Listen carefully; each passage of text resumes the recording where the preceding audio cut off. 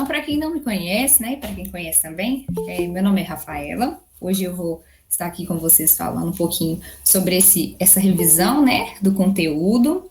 E nós vamos então fazer uma revisão geral, abordando então tudo o que a gente viu até a semana retrasada. Só que de uma forma não muito aprofundada, tá, gente? Porque é muita matéria, é muita coisa, então não daria tempo para a gente fazer tudo isso. E a ideia inicial é fazer essa revisão em 4 aulas, fazer um módulo de 4 aulas para a gente assim recuperar as nossas forças, focar novamente e, se tudo der certo, Deus assim permitir, finalizar esse curso este ano. Então vamos lá, vamos começar. Em nome do Pai, do Filho, do Espírito Santo. Amém. Meu Senhor e meu Deus, creio firmemente que estás aqui, que me vês, que me ouves. Adoro-te com profunda reverência. Peço-te perdão dos meus pecados e graça para fazer com fruto este tempo de estudo. Minha Mãe Imaculada, São José, meu Pai e Senhor, e meu anjo da guarda, intercedei por mim. Santa Teresa d'Ávila, rogai por nós. Então vamos lá, pessoal. Vamos começar então essa revisão recapitulando a estrutura do Catecismo da Igreja Católica, né? Porque eu acho muito importante a gente rever um pouco as partes para a gente se localizar, né? Até o que foi dado, né? O que tem de aula já aí gravada para vocês assistirem depois, e também para aonde a gente vai, né? Depois que a gente finalizar essa revisão. Então, o catecismo ele é dividido em 4 partes, sendo a primeira parte a profissão de fé, vai tratar sobre esse tema. Segunda parte, a celebração do mistério cristão. A terceira, a vida em Cristo. E a quarta e última parte vai falar da oração cristã. Então, essas 4 partes compõem o nosso catecismo. A primeira parte, nós já finalizamos, a gente assistiu já tivemos todas as aulas. E nós estamos atualmente no final da segunda parte, que trata então da celebração do mistério cristão. Então agora, vamos passar um pouquinho sobre cada parte para a gente identificar quais são os temas que o catecismo vai trazer para a gente. Então, primeira parte, profissão de fé. Cada parte é dividida em sessões, né? Muitas vezes a gente não coloca nos títulos das aulas, a gente está trazendo aqui justamente para vocês entenderem mesmo e para até facilitar, né? Diante de alguma necessidade de conhecer um dogma, algum questionamento, você saber onde está ali no catecismo, né? Para saber onde procurar também, né? Foi um ponto que nós tínhamos pensado. Então, a primeira parte, né, que trata dessa profissão de fé, dividida em 2 sessões. A primeira sessão, que o título é Eu Creio, Nós Cremos, vai ter 3 capítulos, sendo o capítulo 1, O Homem é Capaz de Deus. O capítulo 2 trata de Deus que vem ao encontro do homem.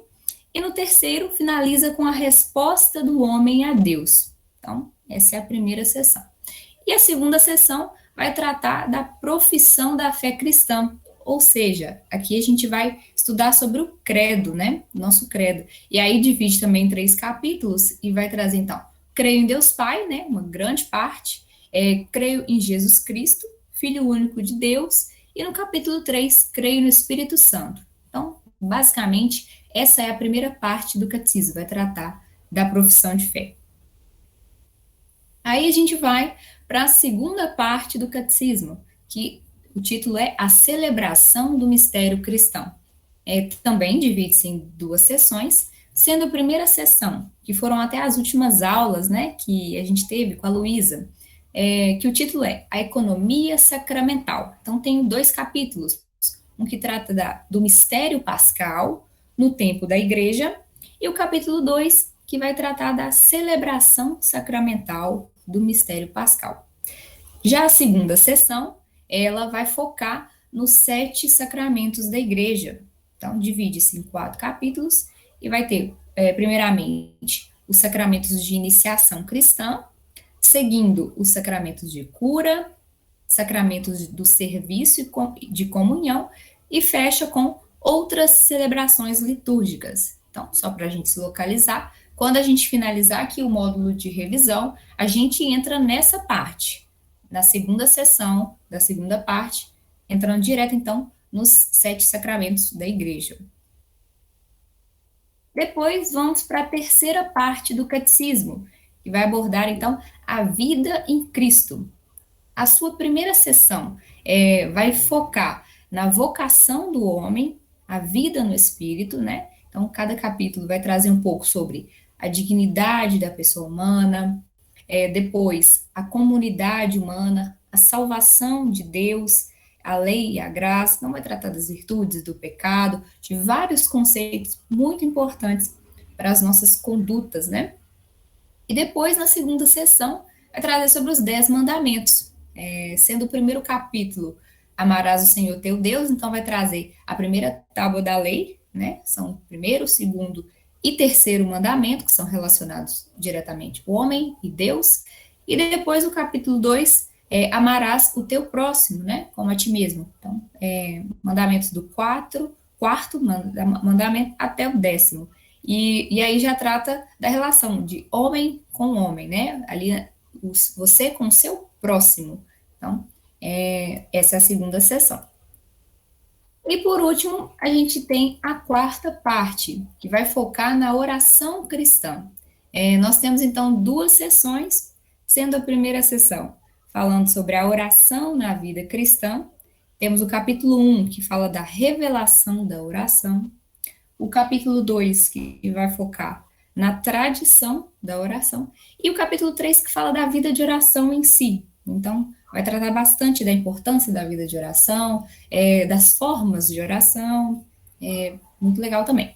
E aí, temos a segunda sessão, que vai focar na oração do Senhor, o Pai Nosso, né? Vai fechar, então, o catecismo, trazendo, então, no primeiro artigo, o resumo de todo o Evangelho, segundo artigo sobre Pai Nosso que estais no céu, né? Vai trazendo cada parte aí da oração, e fecha com os 7 pedidos, no artigo número 3. Então, quando a gente chegar aí, a gente chegou, concretizou, né? Finalizou o estudo do catecismo. E eu achei muito interessante essa fala, né, de São João Paulo II, na Constituição Apostólica Fidei et Depositum, que coloca assim, bem legal, que as 4 partes do catecismo, elas estão ligadas entre si. Olha só como é que é interessante. O mistério cristão, ele é o objeto da fé. Então, o mistério cristão sendo o objeto da fé. Primeira parte. Ele é celebrado e comunicado nos atos litúrgicos, né? A segunda parte, que a gente focou. E depois, está presente para iluminar e amparar os filhos de Deus no seu agir. A terceira parte, né? Vai falar da oração, dos atos, dos mandamentos. E, por fim, funda a nossa oração, cuja expressão privilegiada é o Pai Nosso, e constitui o objeto da nossa súplica, do nosso louvor e da nossa intercessão, a quarta parte. Então, achei bem legal quando São João Paulo coloca dessa forma, que mostra para a gente a conexão, então, dessas 4 partes. Elas não são, digamos assim, lidas separadamente, elas são um conjunto, elas se integram, né? Muito legal a gente vê dessa forma. Então, agora, vamos começar abordando, então, de uma forma geral, né? Já falei aqui para vocês que nós vamos aprofundar muito em cada parte, né? Vamos passar por todo o conteúdo, né? Mas sem tanto aprofundar, porque não dá tempo dentro de uma revisão. Então, vamos começar. Primeira parte do catecismo, a profissão de fé. Então, a gente começa com a primeira sessão, que eu já falei no início, né, que o título é Eu Creio, Nós Cremos. Então, diante dessa primeira sessão, nós somos questionados, né, o que significa, então, crer, né? Vamos falar sobre a fé. E o catecismo traz esse conceito muito legal, que diz assim, a fé é a resposta do homem a Deus, que a ele se revela e se oferece, resposta que ao mesmo tempo traz uma luz superabundante ao homem que busca o sentido último da sua vida. Então, a fé como essa resposta do homem a Deus, desse Deus que se revela. E, ao mesmo tempo, é muito interessante pensar nesse sentido último da vida, né? Que lá no prólogo do catecismo, a gente não focou, já fomos diretos nas partes, mas no prólogo traz esse conceito muito legal que fala justamente do fundamento, né, da existência humana, que é justamente conhecer e amar a Deus, né? Aqui me lembro muito de Santo Inácio de Loyola, né, que também tem esse conceito, princípio e fundamento, né, no seu livrinho dos exercícios espirituais. E aí diz lá no catecismo, por isso, sempre e em toda parte, ele, né, Deus, está próximo do homem. Ele chama-o e ajuda-o a procurá-lo, a conhecê-lo e a amá-lo com todas as suas forças. Então, nesse início, né, já esse questionamento, para compreender o que vai trazer essa primeira sessão, é importante, então, ter essas duas luzes, né? Essa questão da fé, como essa resposta do homem que busca o sentido último de sua vida, que é amar, conhecer o seu Criador. Então, essa primeira sessão, então, ela vai se dividir em 3 capítulos, né? E cada capítulo vai tratar como se fosse um progresso, digamos assim, né? O primeiro capítulo, ele vai abordar a busca do homem, né? Desse homem que é capaz de Deus, esse homem que busca o Senhor, né? Até diz na Sagrada Escritura, né? Buscai a Deus que se deixa encontrar, né? Então, o primeiro capítulo é essa busca. Depois a gente vai para o segundo capítulo, que vai tratar da revelação divina, pela qual Deus vem ao encontro do homem, né? Esse Deus que se permite, né? Por meio ele se revela, né? Melhor dizendo. E por fim, no terceiro capítulo, trata da resposta da fé, que é justamente a resposta do homem a Deus. Então, nessa sessão, né, que é o que a gente vai ficar nessa aula, a gente vai ver exatamente isso, dessa busca do homem, da revelação divina e da resposta de fé que esse homem dá a Deus após todo esse desenvolver, né? Vamos lá. Então, o primeiro capítulo, ele tem o título de O Homem é Capaz de Deus, né? Vai dizer assim, o homem é capaz de Deus. Vou pegar meu catecismo aqui. E o primeiro ponto que ele traz é sobre o desejo de Deus.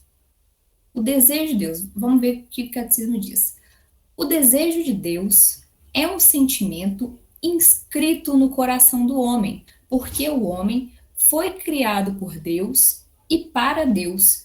Deus, então, não cessa de atrair o homem para si, e só em Deus é que o homem encontra a verdade e a felicidade que procura sem descanso. Esse ponto aqui assim, né, fundamental, assim, e até mesmo para a gente rever sempre, para encher o nosso coração, assim, de força para viver essa intimidade mesmo, né, com Deus. Porque existe, então, um desejo de Deus no coração de todos nós, que só é preenchido pelo próprio Deus, né, porque fomos criados por Ele e para Ele. E Deus não vai deixar de nos atrair a Ele, né. E aí eu achei legal aqui que está na Constituição Pastoral Gaudium et Spes, e diz assim, que a razão mais sublime da dignidade humana consiste exatamente na sua vocação à comunhão com Deus. Então, olha que legal, né? Como que a dignidade do homem, ela se dá justamente nessa possibilidade de se unir ao seu Criador, né? E também traz um ponto interessante, que se o homem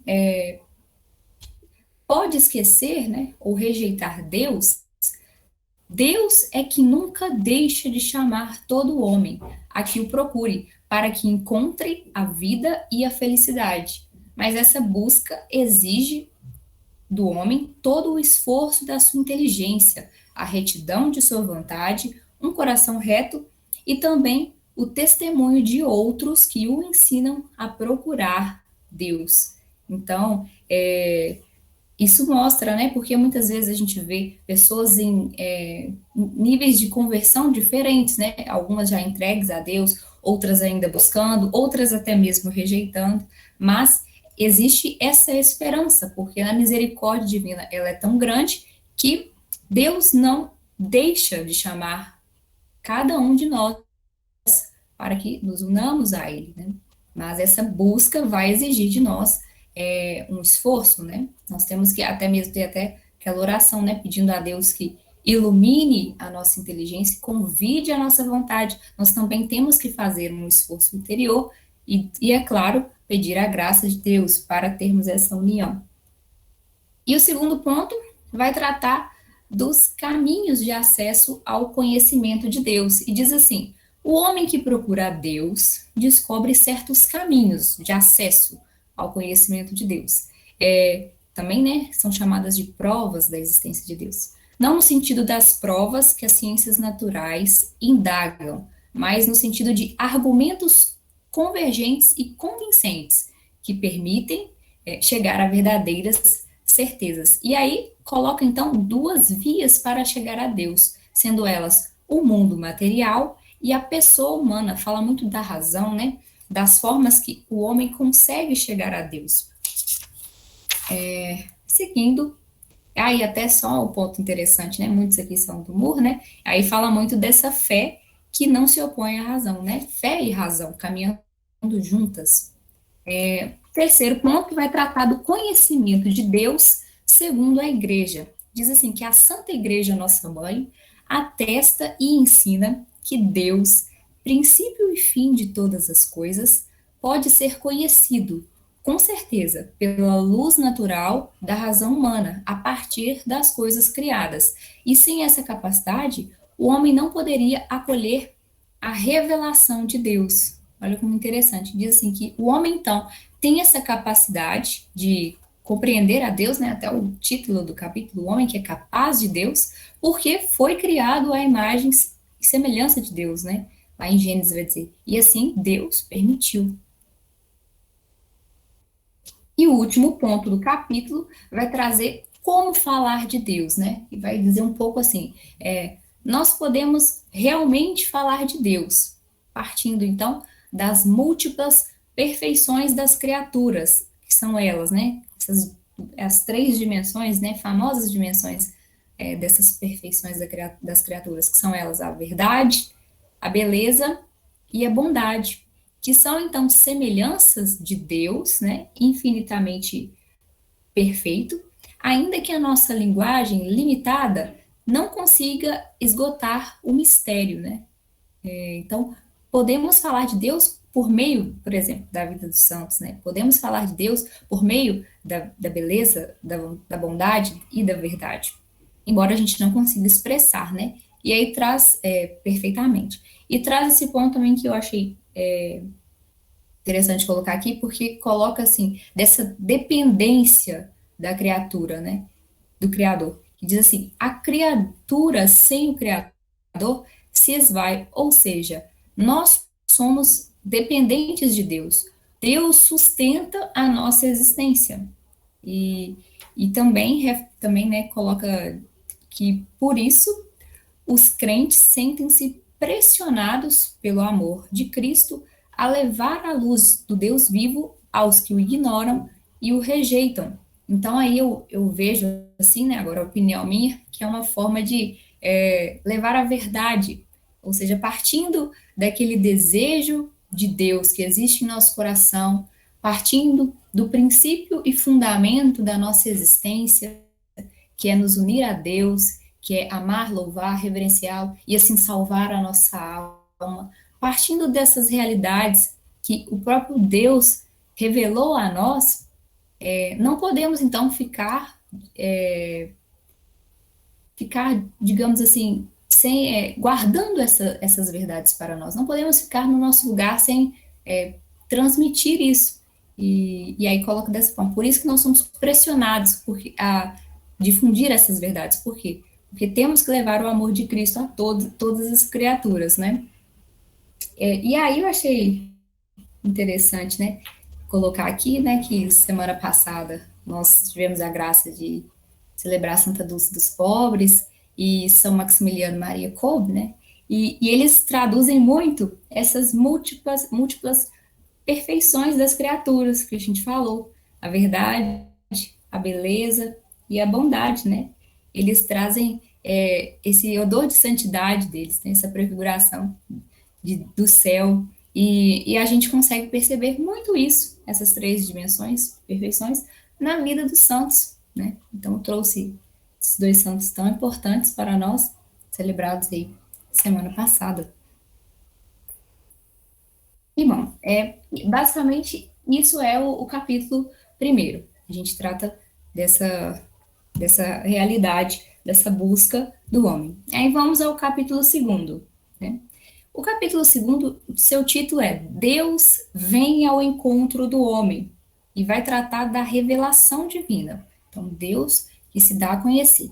E diz assim, no ponto 50, pela razão natural, o homem pode conhecer a Deus com certeza, a partir das suas obras, mas existe outra ordem de conhecimento que o homem, de modo algum, pode atingir por suas próprias forças, a da revelação divina.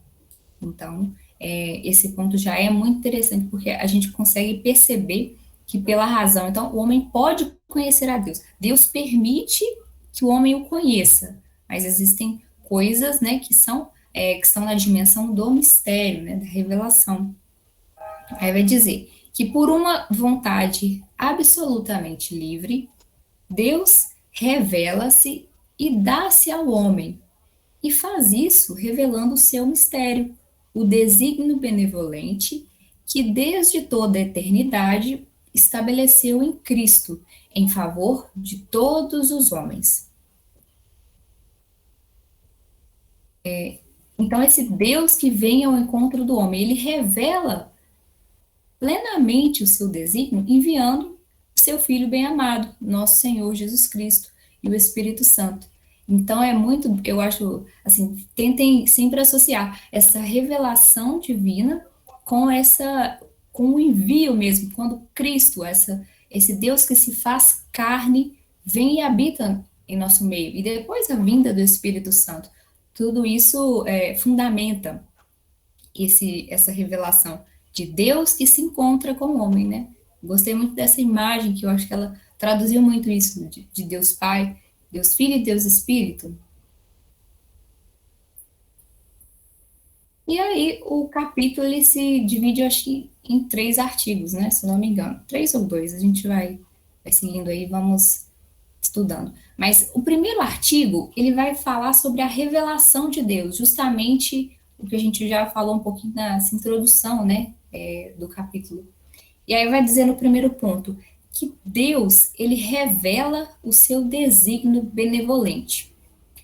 Deus comunica-se gradualmente ao homem e prepara-o por etapas para receber a revelação sobrenatural que faz de si próprio e que vai culminar na pessoa e missão do Verbo encarnado, Jesus Cristo. Então, a gente focou bastante nisso, acho que foram as aulas do Lucas, né, que ele foi falando sempre isso, que Deus, ele revela a si, e vai comunicando essa revelação aos poucos, a gente vai até ver as etapas, né, que Deus vai comunicando essa revelação do seu sonho, do seu projeto de salvação da humanidade, né. Aí aqui, as etapas, né, o segundo ponto, vai tratar das etapas da revelação. Então, o catecismo, ele coloca 4 etapas, assim, né, coloca a etapa da criação, né, Adão e Eva, depois ele coloca a etapa ali da aliança com Noé, depois foca um pouquinho na eleição de Abraão, né, desse povo numeroso, e por fim ele fecha com o povo de Israel, né, Deus forma o povo de Israel. Só um minutinho para pegar aqui.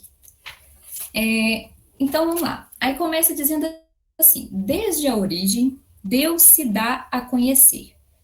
Aí coloca assim, após a queda deles, né, os nossos primeiros pais, com a promessa de redenção, Deus consolou a eles com a esperança da salvação. É até interessante colocar isso porque que fala, né, que a revelação ela não foi interrompida pelos pecados, pelo pecado, né, pecado não, pelo pecado de nossos primeiros pais. Ou seja, não houve ali uma ruptura. É muito importante a gente fixar isso, né? Deus então consola Adão e Eva com essa promessa da redenção. E depois ele parte um pouquinho sobre a aliança com o Noé, que coloca como uma aliança eterna entre si e todos os seres vivos. E diz também que a aliança com Noé, ela permanece em vigor durante todo o tempo das nações, até a proclamação universal do Evangelho. Então, assim, coloca muito assim que existem povos que ainda estariam nessa aliança com Noé, porque eles ainda não teriam tido acesso ao Evangelho, né? Ao anúncio da Boa Nova.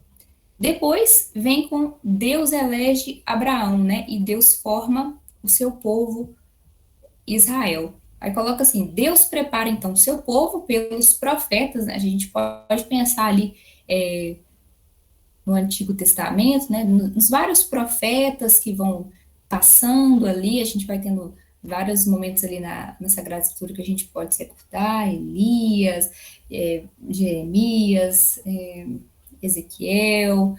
Vamos pensando em cada profeta e Deus então vai preparando o seu povo para que eles possam acolher a salvação que é destinada a toda a humanidade. E aí, essa salvação então, né? Jesus Cristo, né? O terceiro ponto, que é o mediador e a plenitude de toda a revelação. Deus, então, ele revelou-se plenamente, enviando o seu próprio Filho, no qual estabeleceu a sua aliança para sempre. O Filho é a palavra definitiva do Pai, de modo que, depois dele, não haverá outra revelação. Eu lembro que a gente focou muito nisso, que não haveria outra revelação, porque Cristo é a revelação.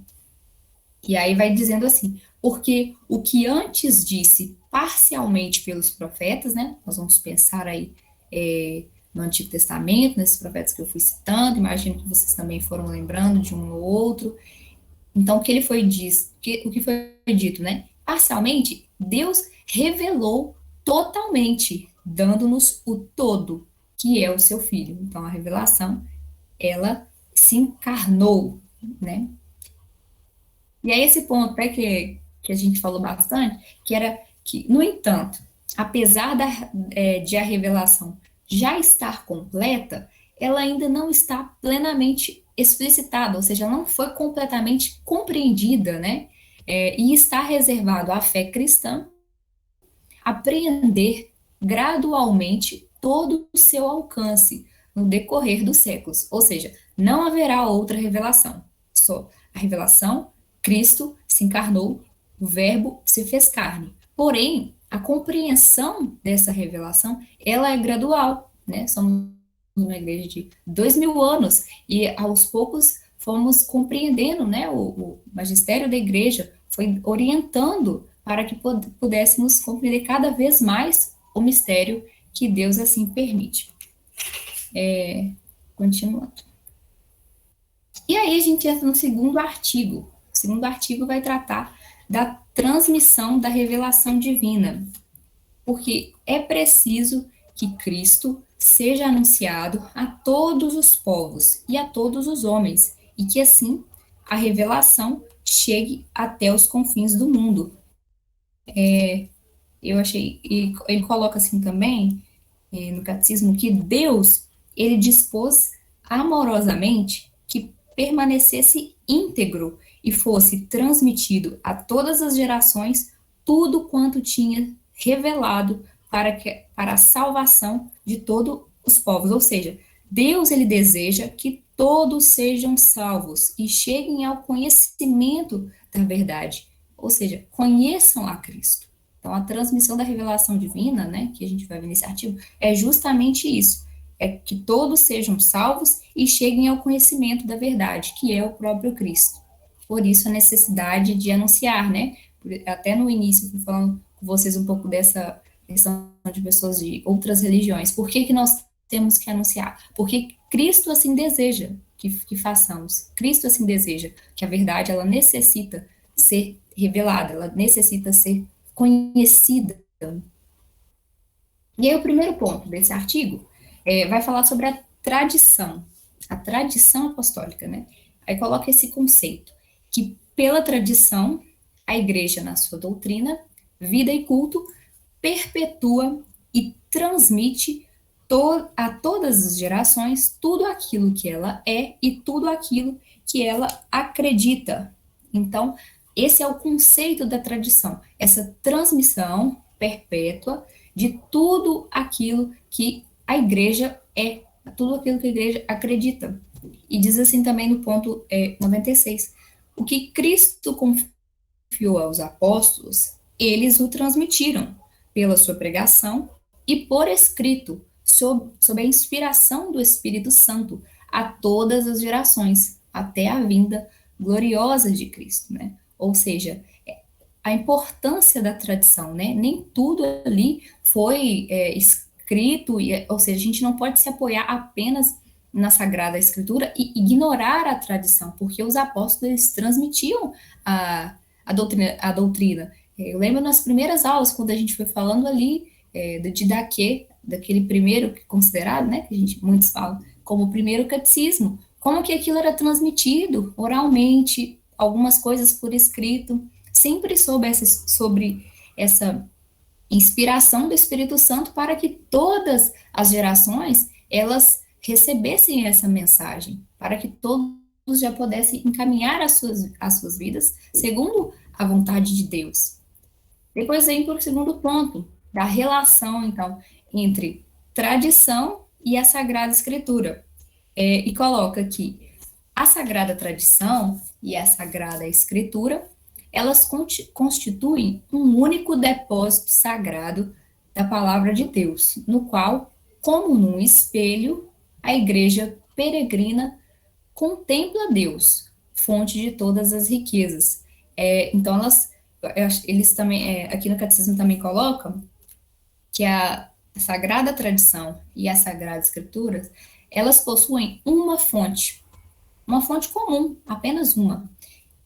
Porém, ao mesmo tempo, elas são modalidades diferentes de transmitir este conteúdo comum. Então, aí já revela a importância dessas duas fontes, dessas duas modalidades de transmitir a fé.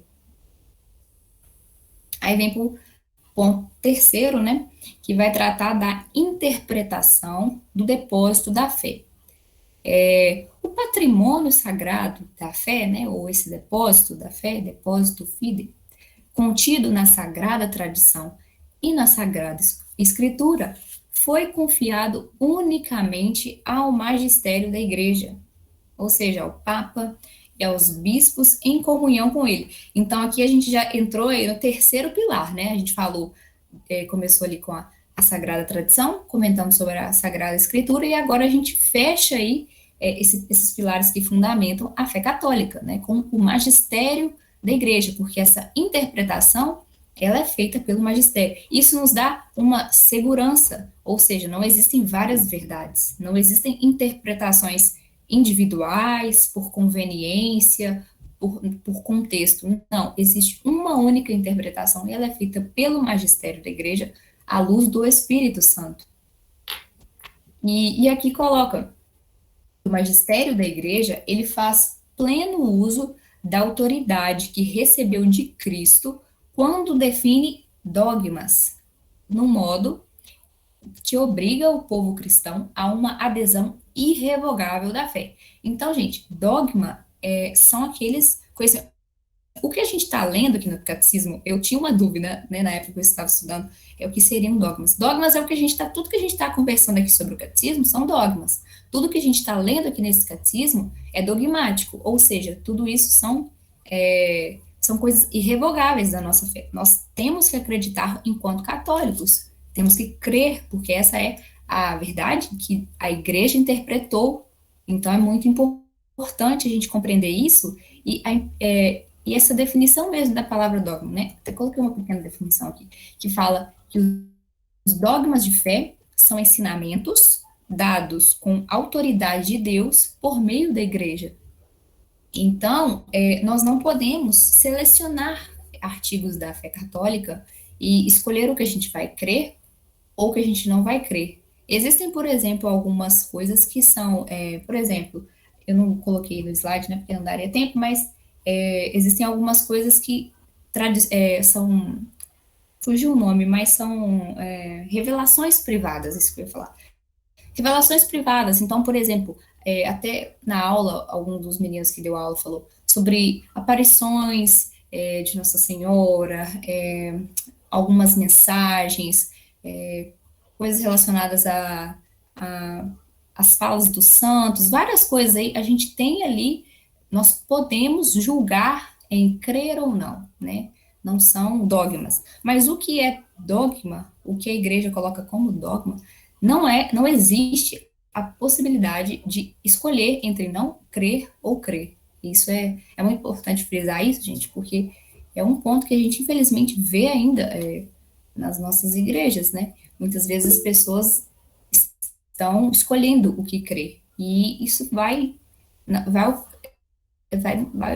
totalmente contrário ao que nos ensina a Santa Igreja, porque o dogma é sim algo que nos obriga a tomar essa decisão irrevogável da fé. Então, é isso. Continuando. E, por fim, para fechar esse capítulo, a gente fala no artigo 3º sobre a Sagrada Escritura. Então, o primeiro ponto, ele traz Cristo como a palavra única da Escritura Santa. Então, toda a Escritura divina é um único livro. A gente pega, né, a Sagrada Escritura como um único livro. E este livro único é o próprio Cristo, porque toda a Escritura divina fala de Cristo e toda a Escritura divina se cumpre em Cristo. Então, é como assim, se nós tivéssemos uma chave de leitura da Sagrada Escritura. A chave de leitura da Sagrada Escritura é Cristo, é o Verbo encarnado. Tudo faz sentido nele e por ele.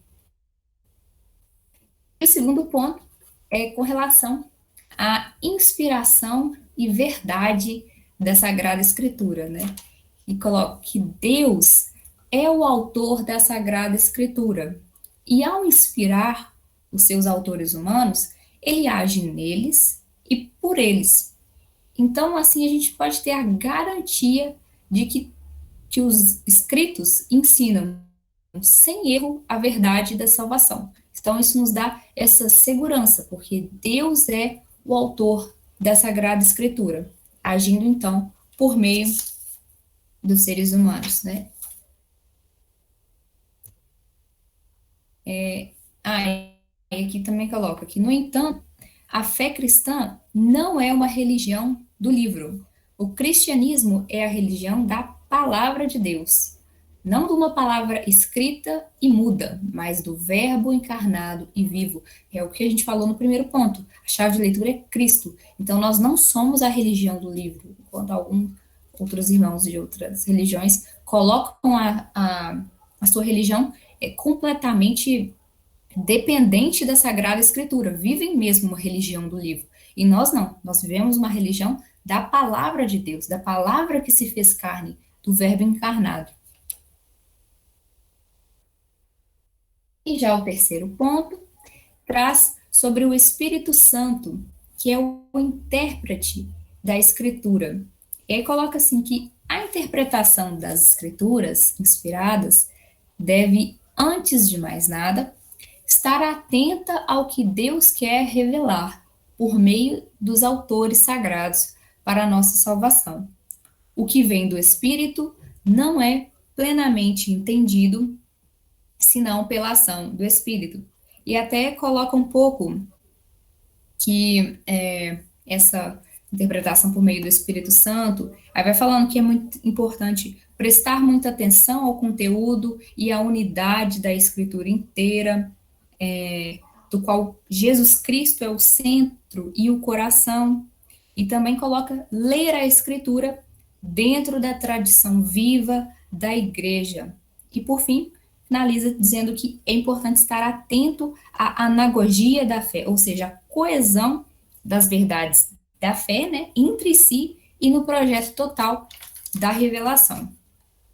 E também coloca nesse terceiro ponto alguns sentidos da escritura, né? Fala sobre o sentido literal, o sentido espiritual, aí vai falando sentido alegórico, o sentido moral, e também o sentido anagórico, né? Vai trazendo todas essas formas dessa leitura, né?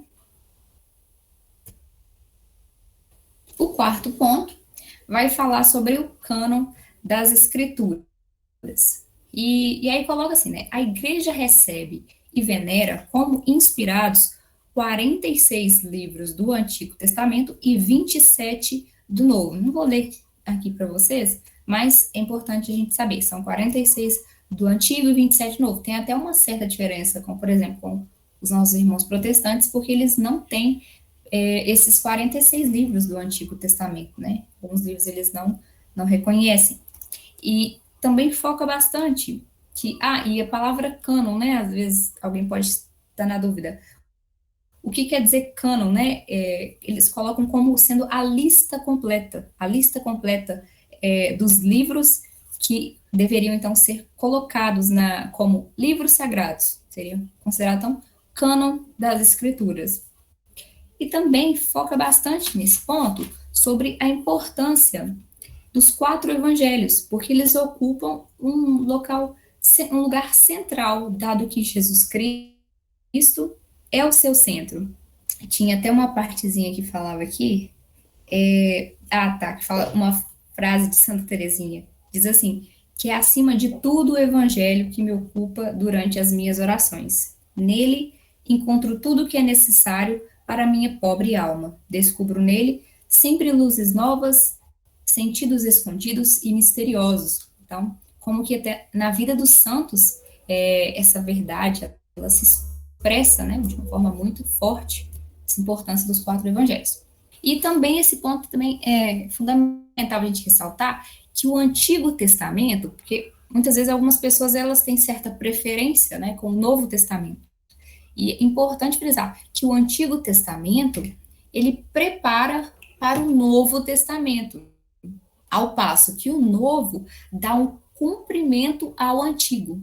Ou seja, os dois eles se esclarecem mutuamente e ambos são verdadeira palavra de Deus. Então não existe um testamento melhor que o outro, um testamento mais importante. Embora os 4 evangelhos ocupem esse lugar central, né, de fundamental importância, mas o Antigo Testamento tem essa função de preparar para o Novo e o Novo cumprindo o Antigo. E por fim, o último ponto desse artigo, se eu não me engano, é sobre a Sagrada Escritura na vida da igreja. E aí coloca, né, que é tão grande a força e a virtude da palavra de Deus, que ela se torna para a igreja apoio e vigor, e para os filhos da igreja, solidez da fé, alimento da alma, fonte pura e perene de vida espiritual. Ou seja, né, tanto que a Sagrada Escritura, ela é tão importante para nós, né? Até no Salmo, acho que é 119, diz assim, que lâmpada para os meus passos é a tua palavra e luz no meu caminho, né?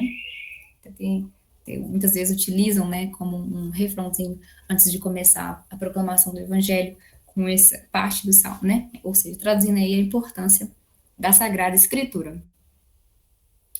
E aí, para fechar, então, né, gente, como a gente está, o capítulo 1, a gente focou na busca do homem, né, vamos recobrar aqui na memória, a busca do homem que é capaz de Deus, né, então, focou muito nesse desejo, que está inscrito no coração do homem, mas no capítulo 2, eu quis chamar a atenção dessa parte da revelação divina, desses três pilares, porque é um ponto de muito questionamento e um ponto que muitas das vezes nós somos incomodados, né? Às vezes as pessoas perguntam que de onde então onde fundamenta a nossa fé?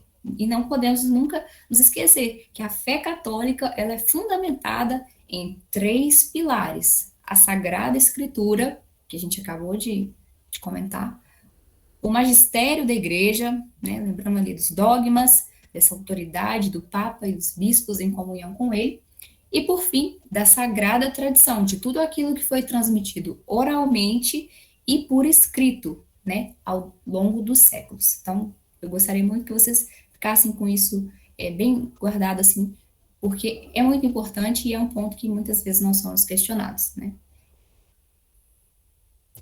Bem, e aí, para finalizar a primeira sessão, a gente entra no capítulo terceiro.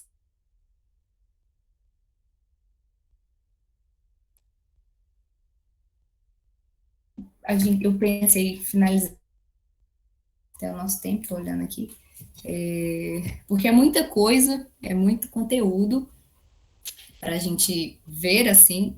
Não preocupem, porque eu tive que falar um pouquinho mais rápido, eu vou deixar, né? A gente vai deixar na área lá do aluno o slide, depois, se vocês quiserem dar uma lida, né? Fui colocando algumas referências para poder se preparar, e aí a partir da próxima aula, né? Na próxima quarta, a gente continua daqui. A gente vai no capítulo terceiro e vamos também entrar na segunda sessão da primeira parte. Alguém quer perguntar alguma coisa antes de a gente ir para a nossa oração final? Na verdade, vamos fazer a oração final, que aí eu paro o compartilhamento aqui. Em nome do Pai, do Filho e do Espírito Santo. Amém. Dou-te graças, meu Deus, pelos bons propósitos, afetos e inspirações que me comunicastes neste estudo. Peço-te ajuda para os pôr em prática. Minha Mãe Imaculada, São José, meu Pai Senhor, meu anjo da guarda, intercedei por mim. Amém. Em nome do Pai, do Filho e do Espírito Santo. Amém.